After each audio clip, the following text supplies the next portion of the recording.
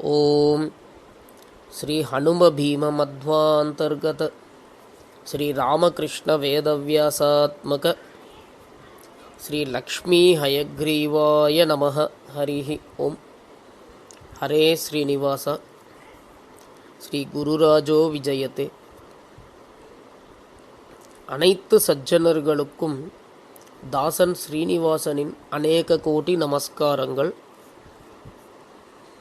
அனைவரும் அறிய வேண்டிய மத்வ சித்தாந்தத்தின் 28வது பகுதி இது. சென்ற பகுதியில் பஞ்ச தன்மாத்திரைகள் மற்றும் பஞ்சபூதங்கள் பற்றியும் அவற்றின் சிருஷ்டி பற்றியும் விரிவாக கண்டோம். சென்ற பகுதியில் நாம் கண்ட தன்மாத்திரைகளும் பஞ்சபூதங்களும் தத்துவரூபம், அதாவது நன்கு படைக்கப்படாத அனித்திய தத்துவங்கள். இப்பகுதியில் அவற்றின் தத்துவரூபம் அல்லாத வேறு ஒரு ரூபத்தை பற்றி காணப்போகிறோம் என்று சென்ற பகுதியிலேயே சொல்லியிருந்தேன். இப்பகுதிக்குள் செல்லும் முன்னால் சென்ற பகுதியில் இருந்து ஒரு கேள்வி வந்திருந்தது. பல பேர் மனதிலும் அந்த கேள்வி இருக்கக்கூடும் என்று தோன்றியது. ஆகவே முதலில் அந்த கேள்விக்கான விடையை பார்த்துவிட்டு இன்றைய பகுதியில் நுழைவோம்.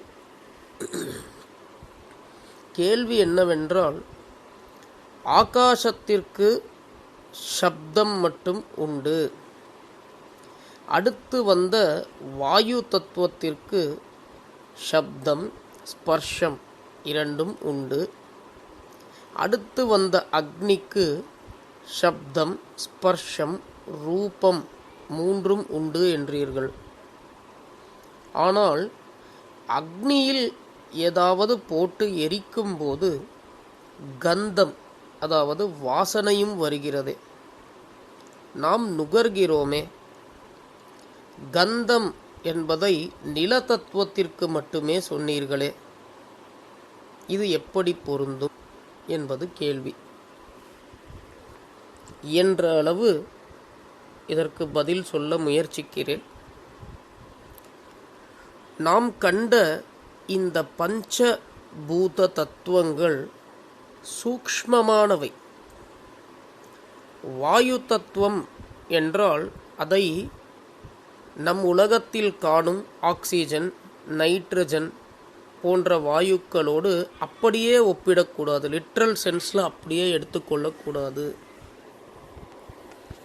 அதேபோல் அக்னி தத்துவம் என்றால் நம் கண்முன் எரியும் அக்னிதான் என்று அத்தோடு நிறுத்திவிடக்கூடாது.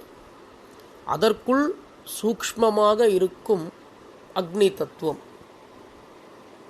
இப்போது நம்ம வயிறிலேயே வந்து அக்னி இருக்குன்னு சொல்கிறோம், ஜఠராக்னின்னு சொல்கிறோம். அதுதான் டைஜஸ்ட் பண்ணுறதுன்னு சொல்கிறோம், சாப்பிட்ற சாப்பாட்டெல்லாம். அதுக்காக வயிறில் எப்பவும் ஸ்தூலமாக ஒரு நெருப்பு எரிஞ்சுட்டே இருக்குமா அப்படின்னா இல்லை. இப்போ சமுத்திரத்தில் வந்து வடவாக்னி அப்படின்னு ஒரு வகையான அக்னி இருக்குது. அதுதான் வந்து தண்ணீரை வற்றச் செய்து அந்த சீ லெவல், சமுத்திரத்தோட லெவலை வந்து மெயின்டைன் பண்ணுறதுன்னு சொல்கிறார். இந்த மாதிரி அக்னியில் பல ரூபங்கள் உண்டு. ஆக்சுவலாக அக்னின்னா all forms of heat and light. So அதை வந்து அக்னி என்று சொல்கிறோம். ஸோ நாம் சொல்கிற இந்த பஞ்சபூத தத்துவங்களை அப்படியே நாம் லிட்ரல் சென்ஸில் எடுத்துக்கொள்ளக்கூடாது. First point. எப்பொழுது அணுக்கள் மற்றும் அதன் சேர்க்கை, ஆட்டம்ஸ் அண்ட் காம்பினேஷன்ஸ் என்று வருகிறதோ அப்பொழுது பஞ்சபூதங்களின் சேர்க்கையும் வந்துவிடுகிறது. நாம் கண்ட அக்னி தத்துவம் நன்கு சிருஷ்டிக்கப்பட்ட தத்துவம் அல்ல.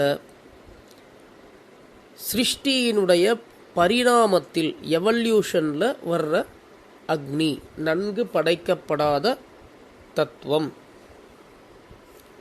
மேலும் அறிவியல் ரீதியாகவும் சற்று இதற்கு விளக்கம் கூற முயற்சி செய்கிறேன். நாம் ஏதோ ஒன்றை எரிக்கும்போது அதிலிருந்து வெளிவருவது எரிக்கப்பட்ட பொருளின் வாசனை தானே. அனைத்தையும் சுடும் நெருப்பு ஒன்றுதான். ஆனால் எரிக்கும் பொருளுக்கு ஏற்றவாறு வாசனை எப்படி வேறுபடுகிறது? கற்பூரத்தை எரித்தால் கற்பூர வாசனை, கட்டையை எரித்தால் கட்டையின் வாசனை, திரி விளக்கு ஏற்றினால் திரியின் வாசனை. ஆகவே இந்த கந்தம் அக்னியில் இருந்து வருகிறதா அல்லது அந்த அக்னி எரிக்கும் பொருளில் இருந்து அக்னியோடு சேர்ந்து வருகிறதா என்று நாம் யோசிக்க வேண்டும். நாம் கண்ட கற்பூரம், கட்டை, திரி ஆகிய அனைத்தும் திடப்பொருட்கள். நாம் சென்ற பகுதியிலேயே கண்டது போல் நிலம் என்றால் மண் என்று பொருள் அல்ல. திடமாக சாலிடாக உள்ள அனைத்திலுமே பஞ்சபூதங்களில் ஒன்றான நில தத்துவமே நிறைந்துள்ளது. அவ்வகையில் நில தத்துவத்திற்கு கந்தம் உண்டுதானே. ஆகவே ஒரு பொருளை எரிக்கும் போது அந்த அக்னி வழியாக வருகிற வாசனை உண்மையில் எரிக்கப்படும் பொருளில் இருந்து வருகின்ற வேப்பர் அல்லது ஸ்மோக், புகை. ஆகவே அதில் கந்தம் இருப்பதில் ஆச்சரியம் ஏதும் இல்லையே. ஆக இந்த இடத்துல நாம் பார்த்தோன்னா அந்த அக்னி ஒன்றை சுட்டு எரிக்கும் பொழுது அந்த காம்பினேஷன் நடக்கிறது. எந்த பொருள் எரியறதோ அதுலேருந்து வரக்கூடிய அந்த ஸ்மோக் அது மாறுறது. அதுலேருந்து ஒரு ஸ்மோக் வர்றது, அந்த ஸ்மோக்லேருந்து நமக்கு ஸ்மெல் வர்றது. ஸோ இந்த இடத்துல காம்பினேஷன், அந்த சேர்க்கை என்பது இருக்கிறது என்று புரிந்து கொள்வோம். இந்த விடை அனைவருக்கும் ஏற்புடையதாக இருக்கும் என்று நம்புகிறேன். போன பகுதியில் கொடுத்த உதாரணங்கள், அதாவது நெருப்பு கண் முன்னாடி எரியும் பொழுது அதற்கு ரூபம் இருப்பதை பார்க்கிறோம், நீர்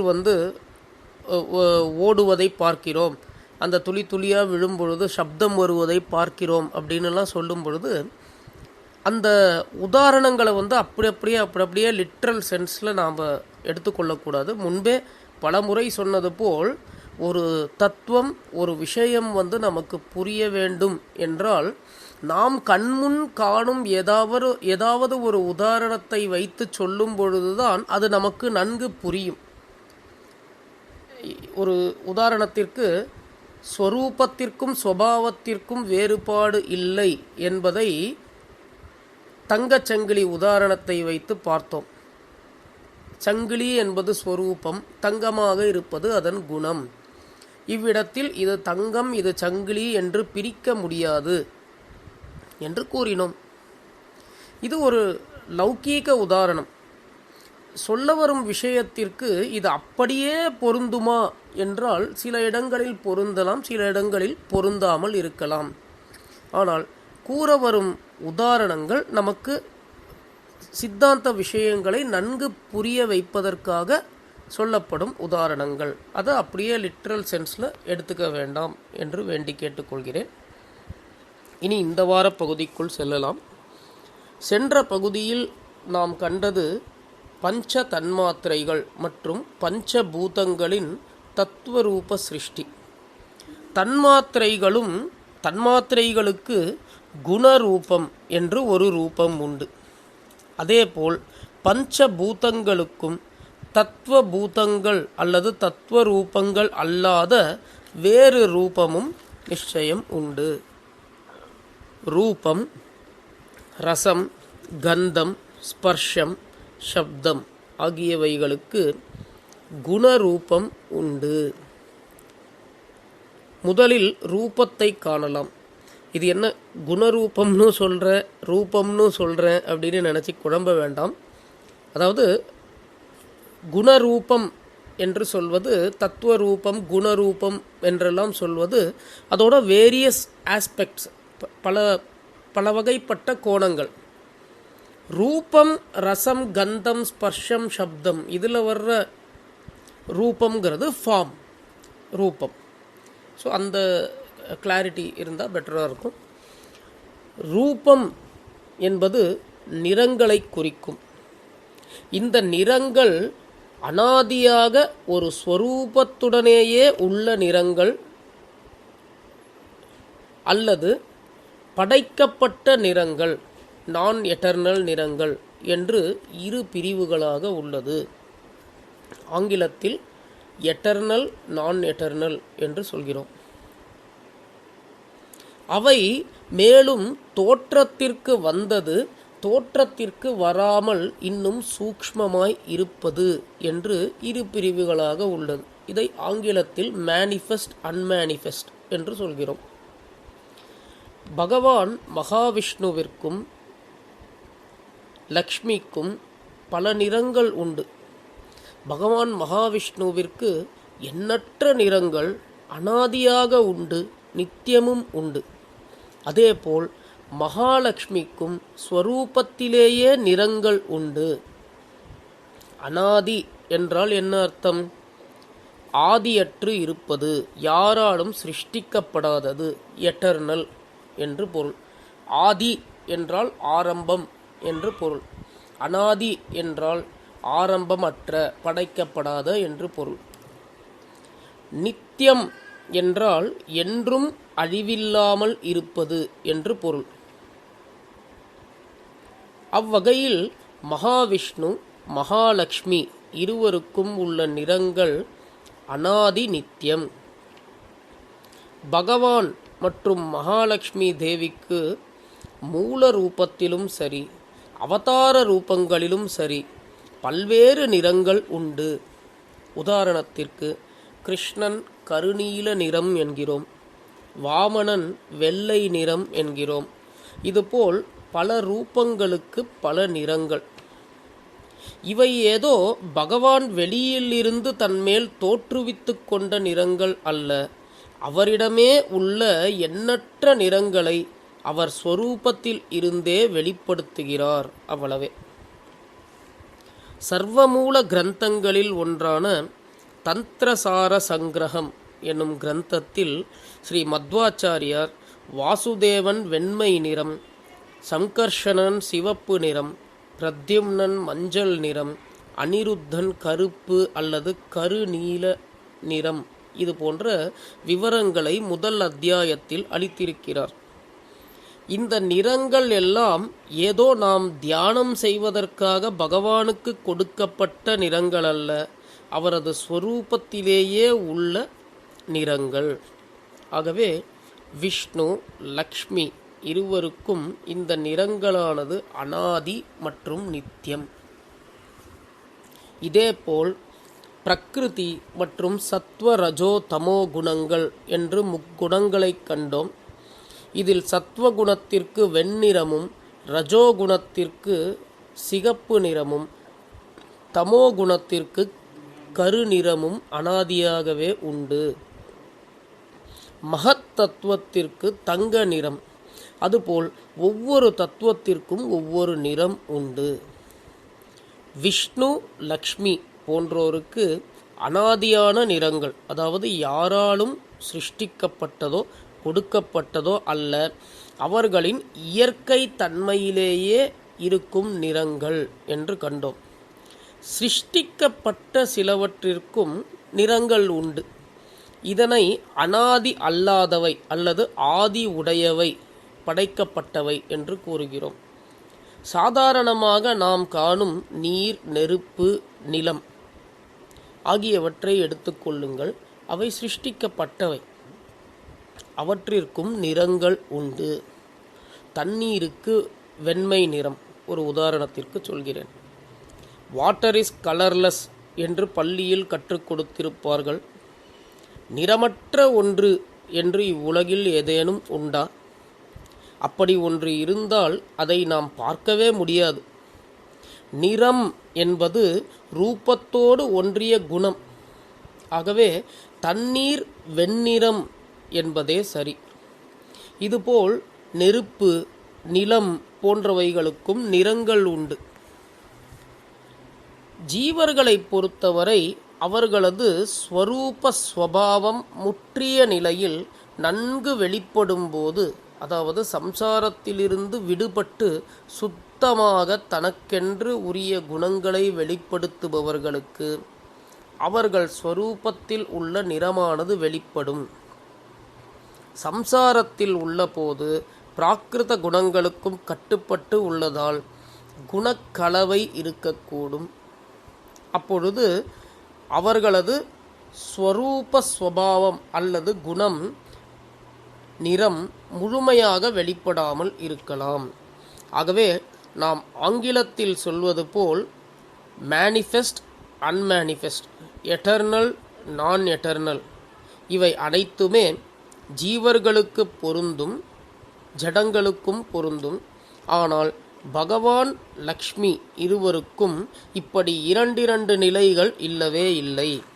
அவர்கள் வெளிப்படுத்தும் அனைத்தும் அவர்களது சுயஸ்வரூப குணங்களே, நிறங்களே என்பதை நாம் புரிந்து கொள்ள வேண்டும்.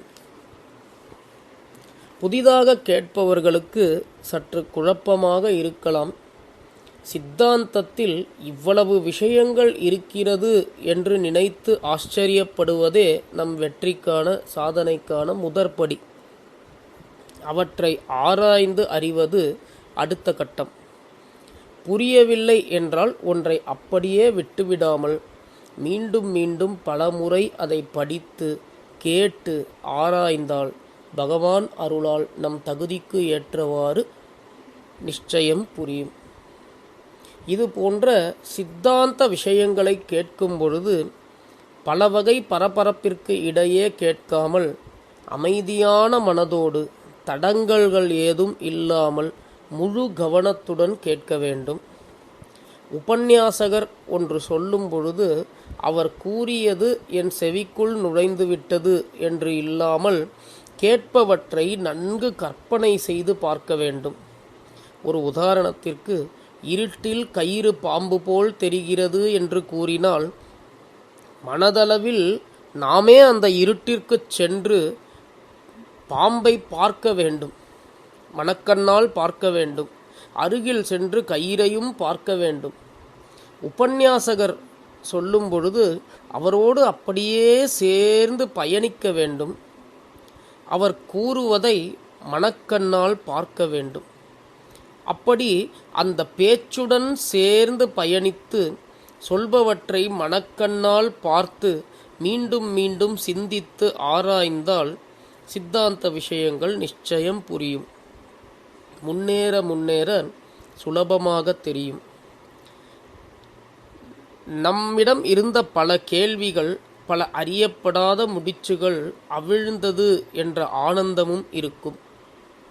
சாதாரணமாக கார் ஓட்டிக்கொண்டு ஒரு பேச்சை கேட்பது, பிரவச்சனத்தை கேட்பது, சமைத்து கொண்டே கேட்பது, யோகா அல்லது உடற்பயிற்சி செய்து கொண்டே கேட்பது, இது போன்றவை சினிமா டிராமா பார்ப்பதற்கு வேண்டுமானால் சரிவரலாம்.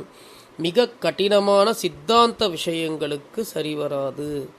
எந்த அளவிற்கு ஸ்ரத்தையுடன் கேட்டு எந்த அளவிற்கு கிரகிக்க வேண்டும் என்பதை கேட்பவர்தான் தீர்மானிக்க வேண்டும். இதனாலேயே அந்த காலத்தில் ஒரு குருவிடம் நேருக்கு நேர் சென்று பாடங்களை கற்க வேண்டி இருந்தது.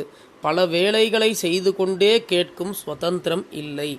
இக்காலத்தில் இப்போ டெக்னாலஜிலாம் டெவலப் ஆகி நாம் இருக்கிற இடத்துலையே நம்மளால் ஸ்பீச்சை கேட்க முடியறது அப்படிங்கிறது ரொம்ப பெரிய விஷயம், நல்ல விஷயம். ஆனால் அதை கேட்கும் பொழுது நமக்குள்ள ஒரு செல்ஃப் டிசிப்ளின், ஒரு ஸ்ரத்தை இருக்க வேண்டும், அவ்வளவே. பிரவச்சனத்திற்கு சம்பந்தம் இல்லாத விஷயங்களை பேசிவிட்டேன் என்று எண்ண வேண்டாம். இனி நாம் மேலே செல்ல செல்ல சித்தாந்த விஷயங்கள் கடினமாகத்தான் இருக்கும். இவற்றை எப்படி அணுக வேண்டும் என்ற ஒரு ரகசியத்தை, ஒரு சில டிப்ஸை கொடுத்தால் பயனுள்ளதாக இருக்கும் என்று நினைத்தேன். தவறிருப்பின் பெரியோர்கள் தயை செய்து என்னை க்ஷமிக்க வேண்டும் என்று பிரார்த்திக்கிறேன். இம்முறை ரூபத்துடன் தொடர்புடைய குணமான நிறத்தை பற்றி கண்டோம், குணரூபத்தை கண்டோம். ரசம், கந்தம், ஸ்பர்ஷம், சப்தம் ஆகியவற்றை அடுத்த பகுதியில் காணலாம். இப்பகுதியை இத்துடன் நிறைவு செய்கிறேன். நன்றி. சர்வம் ஸ்ரீ ஸ்ரீனிவாசார்ப்பணமஸ்து.